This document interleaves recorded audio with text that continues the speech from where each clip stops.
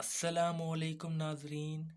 खाला बोली शर्मिंदा होने की कोई ज़रूरत नहीं, जो होना था हो गया, अब आगे क्या करना है। सिद्रा बोली करना क्या है, घर चलते हैं। खाला ने कहा नहीं यार, एक साथ नहीं जाना, अलग अलग जाना है, क्योंकि एक साथ जाने से शक हो जाएगा। सिद्रा ने कहा तो फिर क्या करना चाहिए। खाला ने कहा मैं घर बता कर आई हूँ, मुझे अपनी दोस्त के घर जाना है, कुछ काम था, और हकीकत में मुझे काम भी है। अब ऐसा करते हैं, तुम घर चली जाओ, जो बहाना करके आई हो वही बोल देना, और कामी मेरे साथ रहता है, मैं बोल दूंगी मैं कामी के साथ आई थी। इस तरह किसी को शक भी नहीं होगा, और घर में पहुंचकर तुम रिलैक्स रहना, क्योंकि जब कामी मेरे साथ जाएगा तब किसी को शक हुआ भी तो दोनों का वो ख़त्म हो जाएगा। खाला की बात पर हम सब एग्री हो गए। मैं और सिद्रा खाला के साथ ही बैठे थे। तब खाला बोली हम कम से कम भी 2 घंटे बाद घर आएंगे, ताकि किसी को शक ना हो। कामी तुम्हारे साथ था। सिद्रा ने सर हिला दिया। और तब खाला मुझसे बोली कितना गंदा है तू, वैसे नापाकी की हालत में बैठा है, जा जाकर नहा ले और पाक साफ हो जा, फिर हम दोनों मेरी सहेली की तरफ चलते हैं। खाला की बात सुनकर मैं और सिद्रा ने एक दूसरे को देखा। सिद्रा ने अपनी आंखें नीचे कर ली। खाला बोली क्या देख रहे हो इसको, अभी तक दिल नहीं भरा क्या, और चलो जल्दी करो जाके नहाओ। खाला की बात सुनकर मैं वहां से उठा और बाथरूम में चला गया। मैं भी नहा रहा था कि बाथरूम के दरवाजे पर दस्तक हुई। मैंने पूछा कौन, बाहर से आवाज ना आई। मैंने दोबारा पूछा, फिर भी कोई आवाज ना आई, लेकिन दरवाजा बार बार बजता रहा। मैं अब सोच रहा था कि कौन हो सकता है, या तो खाला होगी या सिद्रा होगी, और अपने दिल में ही कोई फैसला कर रहा था कि हो सकता है सिद्रा ने खाला से कोई बात कर ली हो, क्योंकि अब खाला से वो खुल तो चुकी है। ये भी ख्याल आया, नहीं सिद्रा नहीं हो सकती, इतनी भी फ्रैंकनेस नहीं है उसकी खाला से कि खाला से कहे कि मैंने कामी के साथ नहाना है। ये सब सोचकर मैंने दरवाज़ा खोल दिया। मैंने दरवाज़ा खोलकर साहिर बाहर निकाला तो क्या देखता हूँ, फरवा खाला खड़ी हैं। मैंने वहां खड़े हुए उनसे पूछा खाला सिद्रा चली गई, लेकिन खाला ने मेरी बात का जवाब ना दिया और दरवाजे को धक्का दिया, जिससे दरवाज़ा खुल तो पूरा गया, लेकिन मुझे बहुत ज़ोर से लगा और मैं दर्द से चीख उठा। और खाला भी बाथरूम में दाखिल हो गई और आते ही मुझे थप्पड़ों से मारना शुरू कर दिया। मैंने अब अपने आप को बचाने की कोशिश की, लेकिन खाला तो ऐसी बनी हुई थी जैसे कोई पहलवान हो।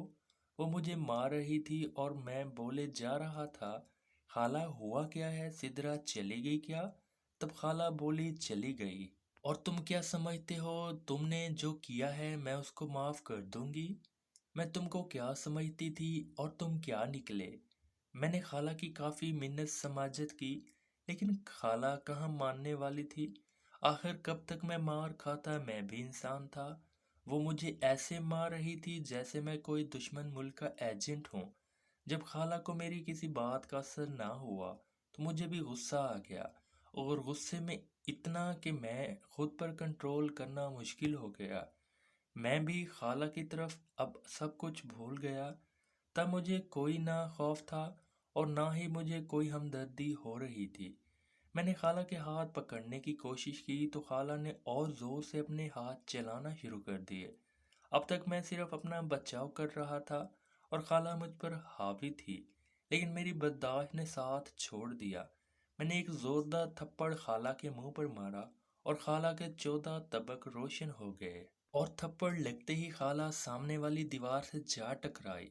मैं अब रुकने वाला कहाँ था, मैं आगे बढ़ा तो खाला का हाथ पकड़कर 2 से 3 और उसको लगाई, और जिंदगी में पहली बार उनको गालियां भी दी और ऊंची आवाज में गुस्सा दिखाया और बुरा भला कहा। मैं उनके हाथ पकड़ते ही कहा कब से मना कर रहा हूँ, बाज ही नहीं आ रही। मुझे पता है तेरे नीचे भी जलन हो रही है कि मैं इसके साथ काम क्यों किया। मेरे अंदर इतनी जान है कि मैं तेरा भी काम कर सकूं और उसको भी ठंडा कर सकूं। आज के बाद तूने मेरे साथ बदतमीजी की तो सड़क के ऊपर बरहना कर दूंगा। खाला भी कहाँ बाज आने वाली थी, जल्दी संभल गई। پہلے تو اس کو کرنٹ لگا، اور ایک بات تو جب میں نے اس کو تھپڑ مارا اور گالیاں دی وہ سکتے میں آ گئی، لیکن جلدی ہی سنبھل گئی اور مجھ سے بولی بہت برا ہے، تو مجھے پتا ہوتا تو ایسا ہے میں تم کو اپنے قریب بھی نہ آنے دیتی۔ تیرے جیسے آوارہ پر میں نے بھروسہ کر کے زندگی کی سب سے بڑی غلطی کی ہے۔ تو ہوس زدہ ہے، تم کو تو بس اپنی ہوس کی ہے۔ سامنے سگی بہن بھی ہو چلے گی۔ تم باتھ روم میں اپنی سگی بہن کشف کو دیکھتے تھے نا؟ مجھے تم پہ یقین نہیں ہے۔ میں بتاؤں گی کشف کو کہ بچ کر رہے تم سے۔ خالہ نے اتنی بات کی کہ میں نے خالہ کو اچھی طرح پکڑ لیا اور کہا بتا دو جس کو مرضی، مجھے کوئی پرواہ نہیں، اور ساتھ ہی میں ان کو بے لباس کرنا شروع کر دیا۔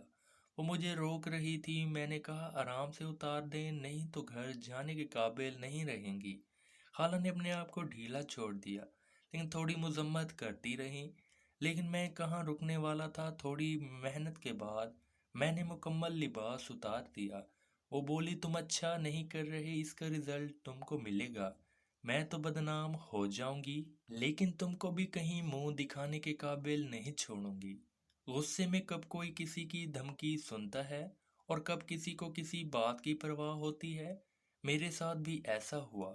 میں نے نہ ہی خالہ کی کسی بات کو اہمیت دی اور نہ ہی میں باز آیا۔ میں اپنا کام کرتا رہا اور تھوڑی دیر بعد خالہ میرے سامنے مکمل برہنہ تھی۔ آج حالات پہلے جیسے نہیں تھے، آج دونوں طرف بھی غصہ تھا۔ وہ خالہ جس کی وجہ سے میں بے چین ہوتا تھا آج اس کو ہی ذلیل کر رہا تھا، اور خالہ بھی جس کا میں پیار تھا، زندگی تھا، خالہ بھی مجھے زمین کا کیڑا سمجھ رہی تھی۔ میں نے شاور آن کر دیا اور ان کو اپنے ساتھ لگا لیا۔ انہوں نے مجھے نہیں لگایا تھا۔ میں اپنا ہاتھ کبھی آگے اور کبھی پیچھے لے جاتا۔ وہ مجھے غصے بھری نظروں سے دیکھ رہی تھی، وہ میرا ساتھ نہیں دے رہی تھی۔ میں نے کہا آرام سے میرا ساتھ دو، نہیں تو تم مجھے جانتی ہو میں کیا کروں گا۔ خالہ بولی تم مجھے نہیں جانتے، آج تو تم نے سب حدیں پار کر لی، اب دیکھو تیرا حشر کیا کرتی ہوں۔ مجھے خالہ کی باتیں اور غصہ سمجھ نہیں آ رہا تھا۔ میں نے ان کو بالوں سے پکڑ کر نیچے بٹھا دیا۔ میں بھی ان کے پاس نیچے ہی بیٹھ گیا۔ میں نے ایک ہاتھ سے ان کے بال پکڑے ہوئے تھے اور دوسرے ہاتھ سے پیچھے صابن لگا رہا تھا۔ ہاتھ پھیرتے پھیرتے مجھے پتہ نہیں کیا سوجی، تبھی میں نے ایک زوردار تھپڑ مار دیا۔ خالہ اچھل پڑی اور بولی یہ کیا بدتمیزی ہے؟ میں نے کہا میں نے کون سا کوئی غلط کام کر دیا ہے؟ مجھے یہ بہت پیاری لگ رہی ہے، تم کو پتہ تو ہے میں اس کا دیوانہ ہوں۔ انہوں نے میری بات کا کوئی جواب نہ دیا اور میں پھر دوبارہ سے اپنا کام کرنے لگا۔ وہ بھی آہستہ آہستہ تیار ہو رہی تھی۔ انہوں نے ایسا کوئی کام نہیں کیا جس سے مجھے ان کی کیفیت کا پتہ چلے۔ میں پیچھے سے گھر کا کام کرنے لگا تو خالہ بول پڑی ادھر سے مت کرنا، مجھ سے برداشت نہیں ہوگا۔ یہ پہلی بار تھا کہ انہوں نے مجھ سے آرام سے بات کی تھی۔ میں نے بھی آگے سے کوئی بات نہ کی۔ تھوڑی دیر بعد میں سیدھا کھڑا ہو گیا اور وہ بھی سیدھا کھڑی ہو گئی۔ وہ چپ چاپ میرے سامنے کھڑی تھی اور میں اپنا کام کر رہا تھا۔ ابھی تک خالہ مجھ سے کھل نہیں رہی تھی۔ ہو سکتا ہے ان کو مجھ پر غصہ ہو کیونکہ میں نے ان کو بہت ہی گالیاں دی تھی۔ مجھے اپنے کیے پر شرمندگی ہونے لگی کیونکہ میں خالہ سے بہت پیار کرتا تھا۔ آج پہلی بار ہوا مجھ سے غصہ کنٹرول نہ ہوا۔ خالہ بت بنی کھڑی تھی۔ میں نے ان سے کہا خالہ آئی ایم سوری، مجھے غصہ آ گیا اور میں پتہ نہیں کیا کیا آپ کو بول گیا، مجھے معاف کر دو۔ انہوں نے میری بات کا کوئی جواب نہ دیا اور اپنا منہ تھوڑا پیچھے کر لیا۔ میں نے کہا اب تھوک دو غصہ، مجھے ایسا نہیں کرنا چاہیے تھا۔ میں نے کہا نا مجھے غصہ آ گیا۔ آپ بھی تو ذرا میرا خیال نہیں کرتی، دیکھو آپ نے بھی مجھے مارا، بے شک آپ دوبارہ مجھے مار لو، اب میں ایسا نہیں کروں گا۔ انہوں نے کہا تم نے جو کیا اس کا تو میں سوچ بھی نہیں سکتی، لیکن ایک بات میں سمجھ گئی ہوں، سدرا نے تم کو بدل دیا ہے، اب تم وہ والے کامی نہیں ہو۔ میں نے کہا خالہ میں قسم کھاتا ہوں آئندہ ایسا نہیں کروں گا۔ کافی منت سماجت کے بعد خالہ کے چہرے پر سمائل آ گئی اور انہوں نے مجھے ساتھ لگا لیا اور بولی کامی تم کسی اور کے ساتھ ہو تو مجھ سے برداشت نہیں ہوتا، تم جو چاہو میرے ساتھ کرو، میں تم کو منع نہیں کروں گی۔ جب چاہو میرے پاس آؤ، میں تب بھی منع نہیں کروں گی۔ تم نے بتانا ہے تو میرے بارے میں سب کو بتا دو، لیکن صرف میرے رہو اور کسی کے نہیں۔ میرے علاوہ اگر تم کسی کے ساتھ ایسے مل سکتے ہو تو وہ حریم ہے، اس کے بارے میں منع نہیں کروں گی۔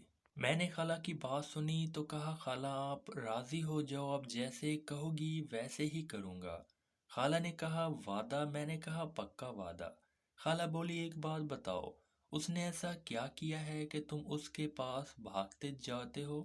جو کچھ اس کے پاس ہے وہ میرے پاس بھی ہے، بلکہ اس کی تو استعمال بھی کافی ہو چکی ہے، اور میرا تم کو پتہ ہے تم ہی پہلے انسان ہو جس نے مجھے ہاتھ لگایا ہے۔